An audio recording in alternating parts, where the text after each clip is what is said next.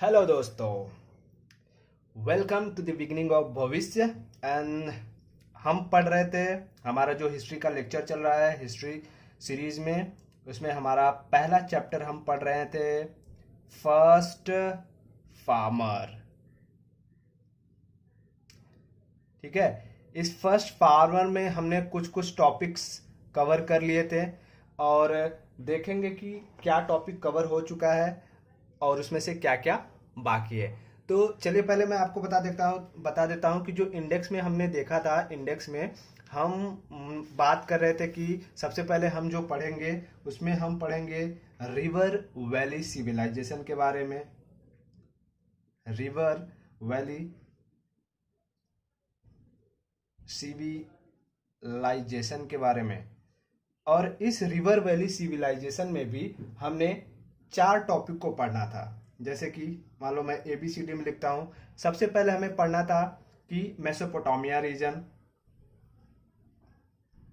Mesopotamia. ठीक है, Mesopotamia के बारे में हम पढ़ चुके हैं। मेसोपोटामिया के बारे में जो हमारा कहाँ पे था, इराक, ये वाला पार्ट हम पढ़ चुके हैं। और मैं आपको मैप में दिखाऊंगा प्रॉपरली। आज मैं आपके लिए एक नई तकनीक खोज करके लाया हूँ, बेसिकली नया तरीका लाया हूँ मैप को पढ़ने का, जिसमें हमारा टाइम कंज्यूमिंग नहीं होगा और आपको बहुत ही मज़ा आएगा इस बार पढ़ने में। आपसे एक रिक्वेस्ट करना चाहूँगा कि आप लोग क्या करना पता है, आप लोग सिर्फ एक काम करना कि पढ़ाई के दौरान ना आप अपने, जब ये वीडियो देख रहे हो उस वीडियो के दौरान आप अपने बुक्स, समझ रहे हो, अपने बुक्स अपने सामने रखना, ताकि आपको पॉइंट टू पॉइंट चीज़ें मैं बताते जाऊंगा। क्योंकि मैं बुक्स में देख करके वो नहीं कर रहा हूँ, पढ़ा रहा हूँ, तो आपको ऐसा नहीं लगना चाहिए कि मैं कहाँ से पढ़ा रहा हूँ। आप बुक्स अपने सामने रखेंगे तो मैं जो भी बातें बोलूंगा आप पॉइंट टू पॉइंट मैच करना और आपको सारी चीज़ें समझ में आएंगी। तो हमने पहले बात कर लिया था मेसोपोटामिया के बारे में, जो कि इराक का रीजन था। उसको मैंने आपको वर्ल्ड मैप के जरिए बता दिया था कि वहाँ पर यूफ्रेटस और जो टाइग्रिस रिवर्स थी वो क्या थी, उनका क्या रीजन था, वहाँ पर क्यों सिविलाइजेशन का इवॉल्वमेंट हुआ था वगैरह सारी चीज़ें बता दी थी। दूसरी बात जो हमने करी थी, दूसरी बात हमने क्या करी थी, दूसरी बात हमने बात पढ़ी थी नाइल रिवर के बारे में। मीन्स की the value of Nile, the valley of Nile. Nile यानी नील, नील रिवर। ये कहाँ है, इजिप्ट में। इजिप्ट में हमने बात की थी, इजिप्ट में यानी कि सॉरी अफ्रीका, अफ्रीकन कॉन्टिनेंट में। ठीक है, इजिप्ट में यानी अफ्रीकन कॉन्टिनेंट में है। और आज जो हम पढ़ने वाले हैं वो हमारा होगा कि the value of Huang he river के बारे में पढ़ेंगे। और उसके जो लास्ट हमारा रहेगा अपना सबसे प्यारा भारत, इंडियन सब कॉन्टिनेंट के बारे में पढ़ने वाले हैं। तो लिख देता हूँ तीसरा, द वैल्यू ऑफ, देखो एक चाइनीज नाम है वांग ही। वांग ही क्या है, एक रिवर है। कहाँ पर ये, चाइना में। और जो चौथा यानी डी पार्ट आज हम पढ़ेंगे the Indian valley of Sindh, the valley of Sindhu बोलो या सिंध बोलो, कुछ भी आप बोल सकते हैं, सिंधु, या इसी को हम क्या कहते हैं, इंडस भी कहते हैं। ठीक है, इंडियन सब कॉन्टिनेंट में हमारा प्यारा भारत, इंडियन सब कॉन्टिनेंट में। देखो मेसोपोटामिया का रीजन और वैल्यू ऑफ नाइल यानी इजिप्ट अफ्रीकन वाला पार्ट हमने ऑलरेडी कवर कर लिया है लास्ट के वीडियोस में। अगर आपने नहीं देखा तो उसे देख लेना। आज हम पढ़ने वाले हैं वैल्यू ऑफ वांग ही, कि वहाँ पर कैसे सिविलाइजेशन का इवॉल्वमेंट हुआ, उनका इवोल्यूशन हुआ है, वहाँ पर कौन से क्रॉप्स उगाए जाते थे। आज कुछ नए तथ्य जानेंगे इस वांग ही रिवर के बारे में, कि इसको क्या क्या नाम से जानते हैं, इसके डिफरेंट डिफरेंट नेम्स क्या है, डिफरेंट नेम्स क्या है, इसकी लोकेशन को देखेंगे। कि लोकेशन कहाँ पर है। मैं आपको आज मैप का बहुत ही बेहतरीन तरीका दिखाऊंगा, उसमें आपको सब कुछ अच्छे से क्रिस्टल क्लियर समझ में आएगा। देखो, इतिहास पढ़ने का मजा तभी आता है जब आपको चीज़ों के लोकेशन प्रॉपरली आपके दिमाग में दिखे। अगर मैं आपको बोलूँ चाइना, तो चाइना आपको क्लिक होना चाहिए कि मैप में, वर्ल्ड मैप में चाइना है कहाँ पर, ठीक है, तभी ये सारी चीज़ें आपको क्लियर हो पाएंगी। तो चलिए स्टार्ट करते हैं द वैल्यू ऑफ वोंग ही के बारे में। तो थोड़ी सी मैं स्पेस बना लेता हूँ पहले, तब तक आप लोग क्या करिए कि थोड़ी सी चाइना का मैप ओपन कर लीजिए, और उसमें अगर गूगल मैप है तो गूगल मैप में आप क्या करिए, लोकेशन ढूंढिए वोंग ही रिवर के बारे में, ठीक है। तो इसमें हम पहले लिख लेते हैं हमारा जो सी पार्ट है, आज हम पढ़ने जा रहे हैं the valley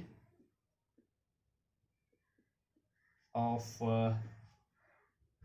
the Wong Hee. देखिए वोंग ही, ये रिवर है, याद रखिए ये रिवर है। अब चलिए इसके बारे में पढ़ने से पहले मैं आपको इसका लोकेशन दिखाता हूँ। तो देखिए मैंने, हम पहले क्या करते थे कि लोकेशन दिखाने के लिए पहले वर्ल्ड मैप बनाते थे, हमारा कुछ टाइम कंज्यूम होता था, लेकिन अब टाइम कंज्यूम ना हो इसके लिए मैंने एक इनोवेटिव तरीका बनाया है। हियर मैंने पहले ही क्या कर लिया है, आप लोगों के लिए एक बढ़िया सा जो कि वर्ल्ड मैप बना दिया है, और बस यहाँ पर सिर्फ हमें क्या करना है कि मैं आपको लोकेशन दिखाऊंगा, और उस लोकेशन में कौन सी रिवर कहाँ पर है, कौन सा कंट्री में है, कौन से कॉन्टिनेंट में है, वो सारी चीज़ें हम प्रॉपरली देख लेंगे। तो जैसे हम बात कर रहे हैं वैल्यू ऑफ वांगी। देखिए दोस्तों, पढ़ने का मज़ा तभी आता है जब आप उसमें नए नए तरीके इनोवेट करो। तो आप अपने तरीके से क्या क्या चीज़ें इनोवेट कर सकते हो, चीज़ों को याद रखने के लिए निमोनिक्स बना सकते हो, वो आप खुद कीजिए। देखिए सीखो सबसे, बट किसी को फॉलो मत करो, आप उनसे आइडियाज़ लो और अपने आइडियाज़ खुद डेवलप करो, ठीक है। चलिए जैसे कि ये है हमारा क्या है, एशिया कॉन्टिनेंट है, ठीक है, एशिया कॉन्टिनेंट है। एशिया में जब हम बात करते हैं चाइना की, तो चाइना देखिए ये रीजन रहा हमारा, यहाँ से यहाँ तक जो पार्ट है पूरा इधर वाला, ठीक है, यहाँ से यहाँ तक का ये, और यहाँ तक ऊपर तक चले जाइए, ये सब चाइना का पार्ट आता है, ठीक है, चाइना का पार्ट आता है। क्या है हमारा ये चाइना। अब देखिए इतना घाच मिच कर, मतलब कि इतना करके नहीं दिखाऊंगा, मैं आपको छोटा सा दिखा देता हूँ कि आपको पता होना चाहिए कि भाई यहाँ ये अगर हमारा प्यारा भारत इंडिया है, तो इंडिया से हम ये देखिए ईस्ट की तरफ अगर हम बढ़ते हैं तो हमें क्या आता है, चाइना, ठीक है, चाइना। अब चाइना में जब वोंग ही रिवर की बात करते हैं, याद रखना ये बहुत ही इंपॉर्टेंट रिवर है यहाँ की, और इसका जो लोकेशन अगर हम देखेंगे तो ये इसका लोकेशन मैं आपको बताता हूँ, ये यहीं से कुछ बहती है ये रिवर, ये रिवर है वोंग ही रिवर की। मान लो इसको लिख देता हूँ मैं यहाँ चाइना, आपके लिए याद रहेगा। और ये जो हमारा यहाँ से रिवर बहती है इसको कहते हैं वोंग ही रिवर। ये रिवर बहुत ही इंपॉर्टेंट है, क्यों जानते हो? क्योंकि ऐसा माना जाता है कि चाइना का जितना भी कल्चर है, चाइना का जो भी कल्चर है, फर्स्ट पॉइंट की कल्चर, ये इस कल्चर का जो इवोल्यूशन हुआ है यहीं पर हुआ है, इसलिए इसे मदर ऑफ चाइनीज कल्चर भी कहते हैं। वोंगी रिवर को मदर ऑफ चाइनीज कल्चर भी कहते हैं। आई होप कि आपको लोकेशन क्लियर हो गया होगा। अब मैं इसके बारे में कुछ चीज़ें बताता हूँ। पहले कुछ फैक्ट जानेंगे वोंगी रिवर के बारे में कि उसको क्या क्या कहते हैं। उसके बाद हम देखेंगे कि इस रीजन में हमारा न्योलिथिक विलेजेस कब आए, कौन से बीसीई में आए, और उन्होंने कौन कौन से क्रॉप्स को उगाया। देखो हमें स्टडी बस इसमें यही करने की, कौन से विलेज कब आए और उन्होंने कौन कौन से क्रॉप्स उगाए थे, ठीक है। तो सबसे पहले इंपॉर्टेंट बात जो मैं बता दूं आपको वोंगही रिवर को। देखिए वोंगही रिवर, वोंगही जो है ये क्या है, चाइनीज नेम है बेसिकली। ये क्या है, चाइनीज नेम है, कौन, वोंगही। अब इसको इंग्लिश में क्या कहते हैं, इंग्लिश में इसको क्या कहते हैं, अब वोंग ही है, जाहिर सी बात है, तो इसको इंग्लिश में कहते हैं येलो रिवर। अब देखो येलो रिवर क्यों कहते हैं? क्या इसके पानी का कलर येलो है? नहीं। अब ये जो नदी है, मान लो ये नदी है, ठीक है, ये नदी है, नदी में पानी, पानी तो पानी है, लेकिन इसके साथ जो मिट्टी आती है, इसके साथ जो मिट्टी आती है, सिल्ट, ठीक है, इसके साथ जो मिट्टी आती है, इस मिट्टी का कलर क्या होता है? येलो होता है। और येलो होने की वजह से इसे इंग्लिश में क्या कहते हैं? येलो रिवर भी कहते हैं। बात समझ में आई? आई होप कि आपको चीजें समझ में आ गई। अब इसको अदर नेम भी इसको बोला जाता है, अदर नेम। अदर नेम्स भी मतलब कि इसके अदर नेम्स क्या क्या है? इसका जो सबसे पहले एक तो है, इसको रिवर कहते हैं, रिवर तो है ही, फिर भी इसे रिवर कहा जाता है। इसका एक इंपॉर्टेंस है कि रिवर क्यों कहते हैं, और इसको एक मदर कहते हैं। अब रिवर क्यों कहते हैं? रिवर, किसी रिवर को अगर हम रिवर एक स्पेसिफिक नाम देते हैं तो उसके पीछे का वजह क्या हो सकता है कि भाई ये रिवर क्या है, एक इंपॉर्टेंस है, इसकी एक अपने आप में इंपॉर्टेंस है। तो चाइना की एक बोला जाता है कि एक सबसे इंपॉर्टेंट रिवर है, इसके लिए इसे रिवर भी बुलाते हैं। याद रखिए इसे, जैसे येलो रिवर कहते हैं इंग्लिश में, रिवर एक अलग से नाम है और मदर इसे अलग से नाम है। तो मदर इसे क्यों कहते हैं? क्योंकि जो चाइनीज कल्चर है, चाइनीज कल्चर है, उसका इवोल्यूशन यहीं पर हुआ था, इसलिए इसे क्या कहते हैं? मदर भी कहते हैं। अब देखिए इसे एक कुछ और नाम से भी जाना जाता है, जैसे कि इसे कहते हैं सौरो। सौरो का मतलब समझते हैं क्या होता है? सौरो का मतलब होता है किसी का दुख। अब भैया किसी नदी को कोई दुखी क्यों कहेगा, कोई दुखी नदी क्यों कहेगा? तो उसके पीछे की वजह क्या है? जब ये नदी बहती है ना, जब ये नदी बहती है तो इसकी स्पीड बहुत हाई होती है, इसकी स्पीड बहुत हाई होती है, और हाई स्पीड होने की वजह से ये अपना कोर्स चेंज करती रहती है, मतलब रास्ता। सपोज कि इस साल ये इधर से जा रही थी, अगले साल इसका स्पीड इतना हो गया कि ये इधर से चली गई, ठीक है, इसने कोर्स बदल दिया। तो यहाँ इस एरिया में जो लोग रहते होंगे, इस एरिया में जो बस्तियां रहती होंगी, उनके लिए क्या हो गया? फ्लड का खतरा आ गया, पूरा डेवस्टेटिंग, यानी कि बोलते हैं जो तहस नहस हो गया, इनका पूरा जीवन अस्त व्यस्त हो जाता है। बाढ़ आते रहते हैं, फ्लड आते रहते हैं, इसलिए जो इसके तटवर्ती इलाके हैं, जो इसके किनारे वाले इलाके हैं, ये हमेशा पानी से डूबे रहते हैं जब भी मानसून का सीजन आता है, ठीक है। तो इसके लिए इसे सौरो भी कहते हैं। और सौरो के साथ साथ इसे और दुख कहने के लिए क्या बोलते हैं? River of tears, river of tears भी बोलते हैं। टीयर मीन्स आंसू।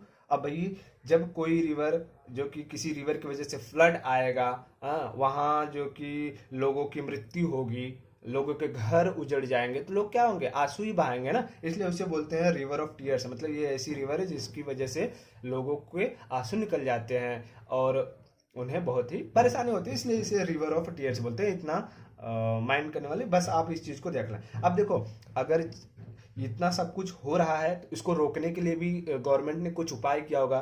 तो हाँ, गवर्नमेंट ने क्या किया है कि इसके जो कोर्स है, यानी इसका जो स्पीड है, इसकी स्पीड को कंट्रोल करने के लिए क्या किया है गवर्नमेंट ने? कंट्रोल करने के लिए गवर्नमेंट ने इस पे जो कि डैम्स बना दिए। डैम्स यानी बांध होता है। और एक चीज और बनाई है, बता सकते हैं आप?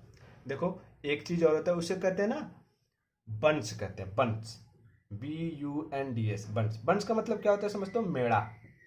मेड़ा गांव में देखते हो, जैसे कि ये खेत हो गया, एक खेत हो गया, ये दूसरे खेत हो गया, बारिश हुई, अगर ये खेत ऊंचाई पर है तो पानी भर जाएगी और पानी इस खेत में ट्रांसफर होने लगता है, ठीक है, पानी इस खेत में ट्रांसफर होने लगता है। तो हम क्या करते हैं, इस खेत में पानी ट्रांसफर ना हो, इसके लिए हम क्या करते हैं, मिट्टी का ही बना देते हैं, इसमें ऐसे मेड़ बना देते हैं, ठीक है, मेड़ बना देते हैं। तो क्या होता है, पानी यहाँ पे पहले इकट्ठा होता है, उसके बाद अगर ज़्यादा हो गया तो ट्रांसफर होता है, तो मतलब पानी का फ्लो क्या होता है, स्लो हो जाता है। इसी तरीके से गवर्नमेंट ने क्या किया है, गवर्नमेंट ने इसकी स्पीड को कंट्रोल करने के लिए क्या कर दिया है, इस रिवर पे बहुत सारे डैम्स और बंड्स बना दिए। मान लीजिए कि यहाँ पर एक डैम बना दिया, डैम बना करके उसका कुछ, डैम का मतलब समझ रहे हो ना, बांध, बांध जिसका यूज या तो इरिगेशन पर्पस के लिए कर सकते हैं, या तो वो इलेक्ट्रिसिटी के लिए कर सकते हैं,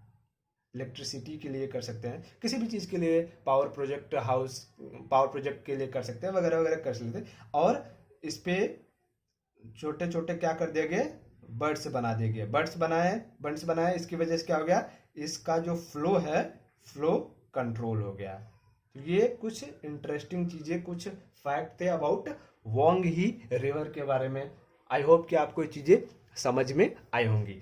अब चलिए बात कर लेते हैं कि यहाँ पर जो इवोल्यूशन हुआ है, यहाँ पर जो सिविलाइजेशन का इवोल्यूशन हुआ है वो कब हुआ है, और ये लोग क्या करते थे, कौन सी क्रॉप उगाते थे। ठीक है, तो थोड़ी सी स्पेस बना लेता हूं मैं, ये फिर से लिख दूंगा इसको। ठीक है, तो ये रहा आपका वोंग ही रिवर।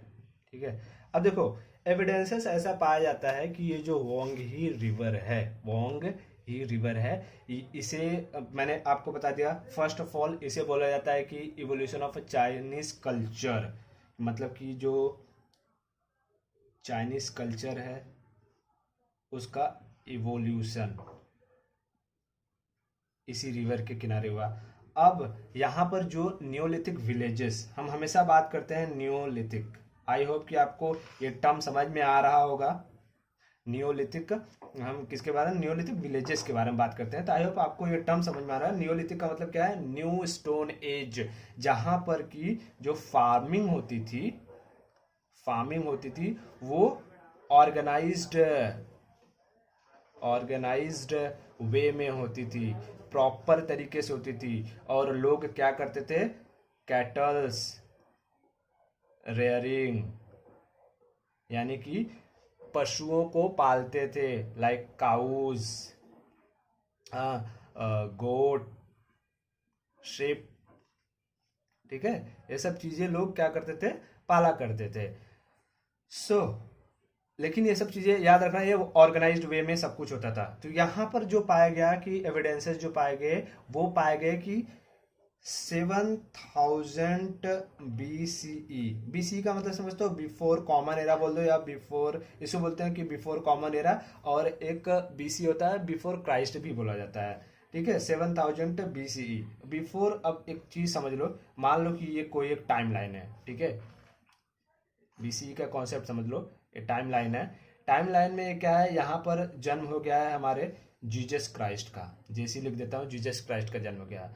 इसे हम एक रेफरेंस मान लेते हैं, 0 टाइम पीरियड। इसके बाद का जो टाइम पीरियड आएगा उसे हम AD कहते हैं, और इसके पहले का जो टाइम पीरियड आएगा उसे हम BC कहते हैं। तो रिलीजियस कॉन्फ्लिक्ट ना हो इसके लिए हम लोग इसको ना BCE कर दिया गया। हाँ, कहीं कहीं कंट्रीज में BC यानी क्राइस्ट को नहीं माना जाता है जहाँ पर, तो उसके वहाँ पर लोग जो एविडेंसेस याद रखने के लिए BC का नहीं, BCE यानी बिफोर कॉमन एरा कहते हैं। और आप मोस्ट ऑफ द हिस्ट्री अगर पढ़ोगे तो वहाँ पर आपको BC यानी बिफोर क्राइस्ट की बात की जाती है।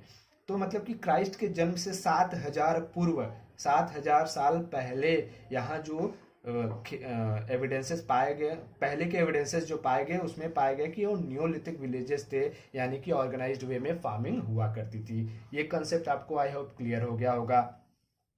ठीक है, अब आगे चलते हैं। ये हमने टाइमलाइन बता दिया कि नियोलिथिक विलेजेस कब पाए गए, 7000 BC पहले। एंड सब मोस्ट इंपॉर्टेंट, ये क्रॉप्स क्या उगाते थे। ठीक है, ये क्रॉप्स क्या उगाते थे। अब क्रॉप्स में मैंने आपसे बहुत बार हमने जो कि बात कर लिया है कि जो सबसे इंपॉर्टेंट क्रॉप है इसमें वो क्या रहता है, बोलो किसी को याद है, वो हमारा रहता है बार्ली। बार्ली के बाद जो आता है वो कहीं राइस हो सकता है या व्हीट हो सकता है। ठीक है, तो यहाँ पर लोगों ने जो उगाए थे, यहाँ पर अगर बात करें ये चाइना वाले पार्ट में, तो यहाँ पर जो मोस्ट इंपॉर्टेंट था वो था फॉक्स टेल मिलेट। मिलेट मतलब क्या होता है, समझते हो? मिलेट मिलेट्स का मतलब कि जैसे हिंदी में अगर बात करें तो फॉक्सटेल का पहले मतलब समझो। फॉक्सटेल का मतलब जैसे कि ये हो गया, जो तुम्हारी लोमड़ी, तो लोमड़ी लोमड़ी की पूंछ कैसी होती है कि लाइक ये ऐसा होता है ना, ऐसा मोटा सा होता है। तो यहाँ पर ऐसे ऐसे दाने दानेदार वाला,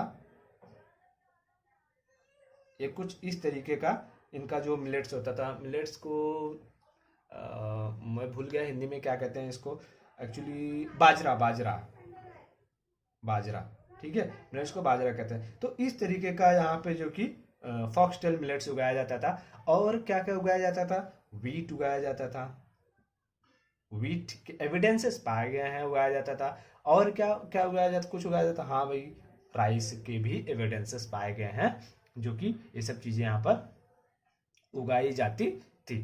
ठीक है, ये चीज आई होप आपको समझ में आ गया, ये चीज कंप्लीट हो गया। अब चलिए बात कर लेते हैं हम जल्दी जल्दी अपने प्यारे भारत हिंदुस्तान की, प्यारे हिंदुस्तान की। वहाँ का जो कॉन्टिनेंट था, वहाँ पर कब एविडेंसेस मिले, कहाँ पर आर्कियोलॉजिकल साइट्स हैं और क्या पाया गया है। ठीक है, तो हमारा जो डी पार्ट है, चौथा पार्ट है द वैली ऑफ सिंधु, जिसे इंडस भी कहते हैं। एंड एक और चीज की हम बात करेंगे, सरस्वती, सरस्वती मैया की बोलो जय। ठीक है, ये हमारे इंडियन सब कॉन्टिनेंट की बात करते हैं, इंडियन सब कॉन्टिनेंट की बात कर रहे हैं।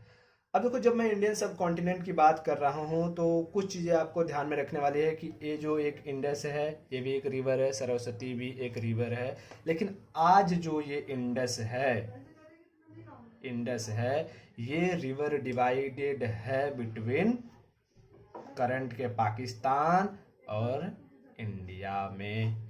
ठीक है, अब आपको ये लोकेशन जानना बहुत इंपॉर्टेंट है, इस ये लोकेशन जानना बहुत इंपॉर्टेंट है। तो आज जाते हैं अपने एशिया वाले मैप में, और ये हमारा रहा, ये हमारा प्यारा भारत इंडिया। और इंडिया में जब आप बात करेंगे तो यहाँ पाकिस्तान है, और यहाँ से जो हमारा हिमालयन रीजन जम्मू कश्मीर से होती हुई पाकिस्तान, और फिर ये चली जाती है, ये क्या है, कौन सा है, अरेबियन सी, याद है कि नहीं कुछ, ये क्या है, BOB, बे ऑफ बंगाल। ठीक है, तो ये इंडस रिवर जो है,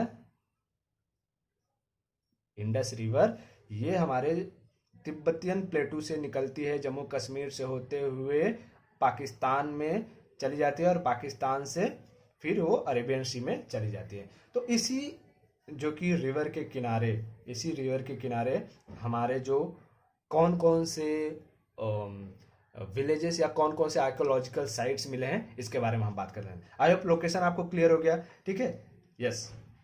तो इसके देखो, इसके जो किनारे मिला है ना, इसमें दो चीजें मिली हुई हैं। बैंक ऑफ सिंधु के नीचे देखो, बैंक ऑफ सिंधु यानी इंडस रिवर के जो किनारे हैं, यहाँ एक सबसे इंपॉर्टेंट जो है उसको कहते हैं मोहनजोदारो। कहाँ लिख दूँ, चलो यहाँ लिख देता हूँ, इसको रिमूव कर देते हो, मोहनजोदारो।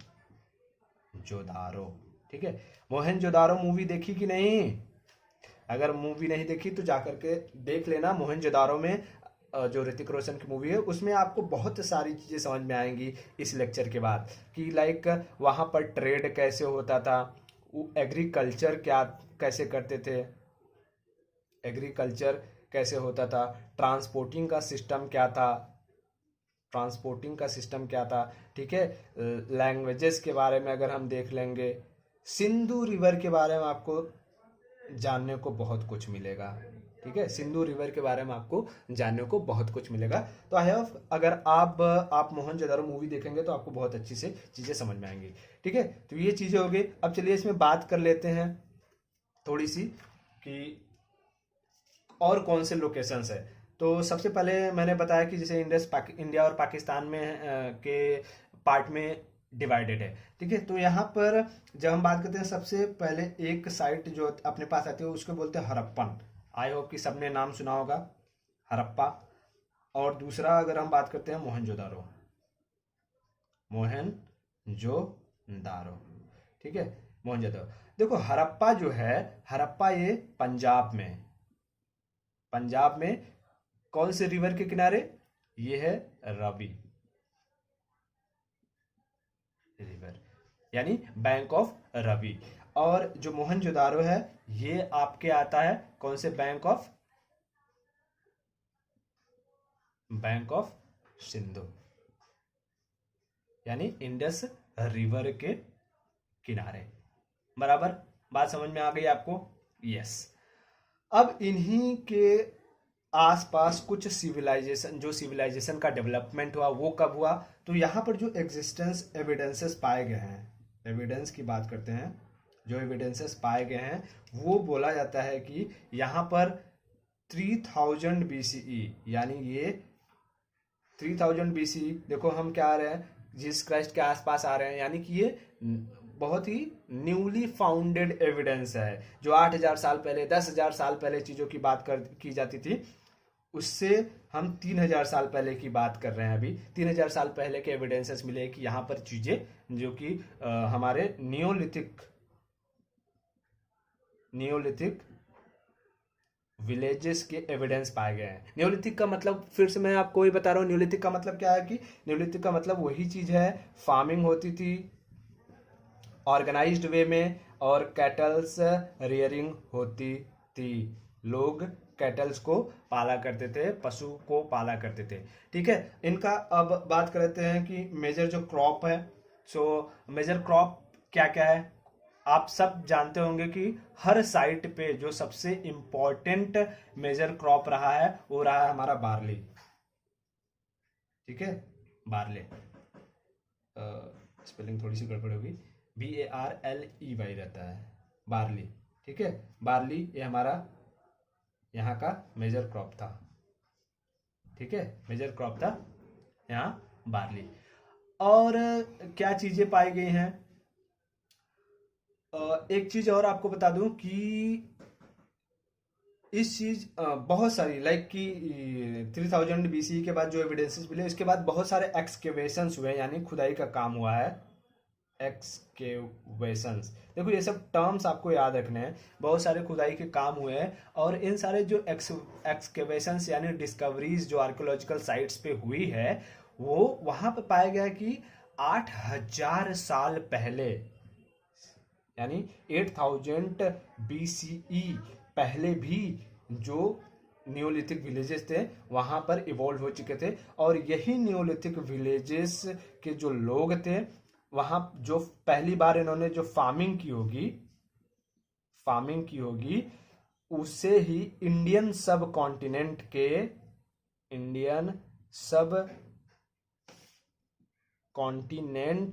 के फर्स्ट फार्मर कहे जाते हैं। ठीक है, याद रखना, इंडियन सब कॉन्टिनेंट के फर्स्ट फार्मर्स उन्हें ही कहे जाते हैं। आई होप ये चीजें आपको क्लियर होगी।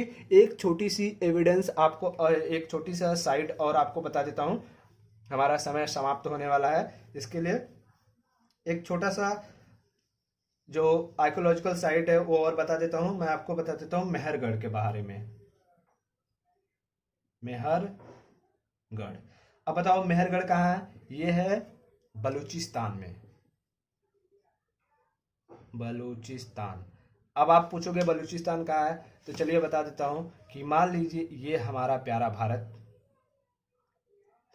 देखिए, जो अगर आप हिस्ट्री पढ़ रहे हैं तो आपको कला का बेहतरीन प्रदर्शन करने आना चाहिए, क्योंकि आप आर्ट्स के स्टूडेंट हैं, और आर्ट्स के स्टूडेंट को कला का बेहतरीन प्रदर्शन करने आना चाहिए। कोई ये नहीं बोलेगा कि हमें नहीं आता है, आपको सीखना होगा।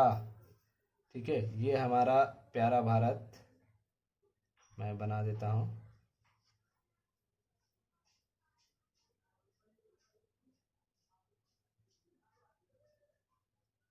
ये प्यारा भारत हो गया।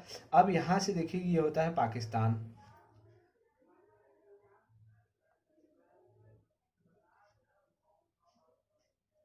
ठीक है, पाकिस्तान में ना 4 प्रोविंस है। लाइक यहाँ एक है पंजाब प्रोविंस,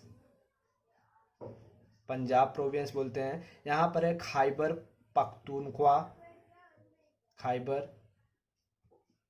पख्तूनख्वा। और यहाँ पर है सिंध, क्योंकि सिंध रिवर बहती है यहाँ से। और ये जो पार्ट है, ये का पार्ट, ये है हमारा बलूचिस्तान, बलूचिस्तान। तो ठीक है, ये बलूचिस्तान में मेहरगढ़ एक साइट है, आर्कोलॉजिकल साइट है। यहाँ पर भी पाया गया है कि भाई जो हमारे 8000 साल पहले, ईयर पहले जो आर्कोलॉजी नियोलिथिक विलेजेस पाए गए थे, नियोलिथिक जो साइट्स थे हड़प्पन और हमारे मोहनजोदाड़ो में, यहाँ भी ह्यूमन के जो काम के ट्रेसेस पाए गए थे, ह्यूमन ऑक्यूपेशन बोलते हैं ना, ह्यूमन ऑक्यूपेशन के एविडेंसेस यहाँ पर भी पाए गए। आई होप आज का लेक्चर आप लोगों को समझ में आया होगा, और नेक्स्ट लेक्चर में मिलते हैं। तब तक के लिए पढ़ते रहिए और मैप को बनाना मत भूलिए, मैप बनाना सीखते रहिए, क्योंकि हिस्ट्री को पढ़ना है, अगर जानना है तो आपको मैप बनाने आना चाहिए। ठीक है, चलिए मिलते हैं, टेक केयर, बाय बाय।